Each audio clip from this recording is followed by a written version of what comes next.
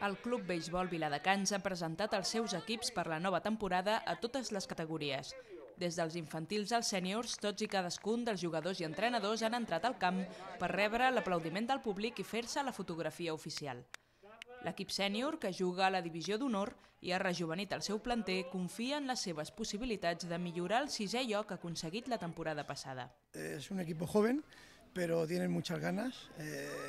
Estamos entrenando con mucha ilusión, mucha fuerza. Teníamos a Félix Cano, que este año deja de jugar, y a Raúl Pérez, y conjuntamente me ayudarán, serán mis ayudantes para llevar este equipo para adelante. Nos ha venido a ayudar Fabián Márquez, es un lanzador joven también, pero con mucha experiencia.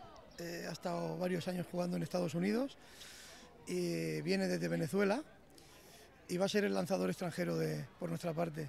La presentació dels equips del Vila havia de coincidir amb la disputa de la final del Campionat de Catalunya de la Divisió d'Honor contra el Futbol Club Barcelona i el Sant Boi, però s'ha hagut de suspendre perquè el camp estava negat per les últimes pluges. Teníamos el mejor campo en cuanto a drenaje de la lluvia. Desde que hicieron las últimas reformas del 2007, lamentablemente es el estado que queda el campo cada vez que llueve.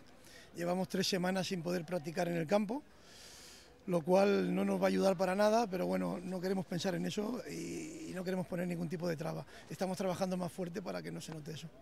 Els equips encara no saben si la final del Campionat de Catalunya s'ajornarà a una altra data, però el calendari de competició està molt atapeït. Sí, si lo cambian de día la tendrán que trasladar a partir de julio, porque la semana que viene comenzamos la Liga Nacional y la hacemos completamente seguido, sin descansar ningún fin de semana, ni en Semana Santa. Si es decideix la suspensió de la final del Campionat de Catalunya, el Viladecans té moltes opcions d'endur-se el títol. El Vila seria campió si el jutge únic decideix penalitzar el Sant Boi per una alineació indeguda clara en el partit d'anada.